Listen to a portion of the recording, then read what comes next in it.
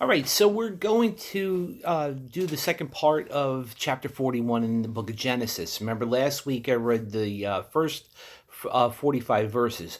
But before we do, let's recap to where we were. We're talking about Joseph. This is the story of Joseph. Joseph was about 17 years old when he was sold. Well, let me back up a second. Joseph had a couple of dreams. And he told his brothers and he told his father that his dreams were that one day they would bow down to him. And his brothers didn't like that. They were very mad and jealous. So they sold him to the Ishmaelites, and who in turn sold him to Egypt. So Joseph was about 17 years old, and he spent some time with the under the house rule of the prison guard captain Potiphar. Potiphar's wife accused him of something he didn't do. So Joseph spent about 5 years in prison. Joseph also interpreted a couple of dreams for Pharaoh's cupbearer and the baker. And if you remember, the cupbearer was restored to his rightful place alongside the king, but the baker was hanged. And Joseph predicted that. A couple years go by, and Pharaoh has a dream. Pharaoh has two dreams, and he can't interpret them. And none of his magicians nor his priests could interpret them also. So the cupbearer remembered that Joseph, 2 years prior, had interpreted his dream correctly. So Joseph was summoned to the Pharaoh to interpret the dreams, which he did. And the two dreams predicted that there would be abundance in Egypt for 7 years, which was good news to Pharaoh. They also predicted that there was going to be 7 years of famine, which Pharaoh did not want to hear. So what he did is because of Joseph's wise interpretations, he put Joseph in charge of all of Egypt. So we fast forward a little bit. Now we're going to finish up chapter 41. Joseph, starting with verse 46 through 56. Joseph was about 30 years old when he entered the service of Pharaoh, king of Egypt. Joseph left Pharaoh's presence and traveled throughout the land of Egypt. During the 7 years of abundance, the land produced outstanding harvests. Joseph gathered all the excess food in the land of Egypt during the 7 years and put it in the cities. He put the food in every city from the fields around it. So Joseph stored up grain in such abundance, like the sand of the sea, that he stopped measuring it because it was beyond measure. 2 sons were born to Joseph before the years of famine arrived.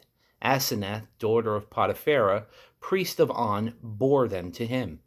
Joseph named his firstborn Manasseh, meaning God has made me forget all my hardship in my father's house. And the second son he named Ephraim, meaning God has made me fruitful in the land of my affliction. Then the 7 years of abundance in the land of Egypt came to an end, and the 7 years of famine began, just as Joseph had said. There was famine in every country, but throughout the land of Egypt there was food. Extreme hunger came to the land of Egypt, and the people cried out to Pharaoh for food. Pharaoh told all of Egypt, "Go to Joseph and do whatever he tells you." Because the famine has spread across the whole country, Joseph opened up all the storehouses and sold grain to the Egyptians, for the famine was severe in the land of Egypt. Every nation came to Joseph in Egypt to buy grain, for the famine was severe in every land. So again, what we have here is we have Joseph put in charge of all the grain, and he's put in charge of all of Egypt. But what he does is he takes all of that grain that was extra, and he taxed the farmers to have storage of grain, because he knew that after 7 years there was going to be a famine, and he knew that this was going to be needed because God had told Pharaoh this in a dream. So what God is doing here is he is continuing to unfold his plan through Joseph. What is that plan? That's a very important question. God's overall plan is for the health of Israel. Because remember, Israel is his chosen nation from where the Messiah will come. Jesus eventually will come from a line of a lineage from within Israel. And this is very important because this famine was going throughout the land and it was going to kill a lot of people. But God did not want Israel to be killed. So we're going to see as the story unfolds on how important it is for Israel. But what's the importance in this story for us? Well, let's look at the two names of the children that Joseph had. He had two sons. The first one was named Manasseh, which in Hebrew means God causes us to forget our problems. The second son was Ephraim, which means God provides fruitfulness for us. So what we have to do is we have to look at all the hardships that are caused to us by other people, mostly. And we have to forget them. We have to get past them. It's very important to get past these problems that other people cause, because for two reasons. One is God is allowing it to happen. God is allowing it to happen because he wants you to react in a certain way. And if you go back to what we learned from the Sermon on the Mount, the bottom line is how God wants you to treat other people.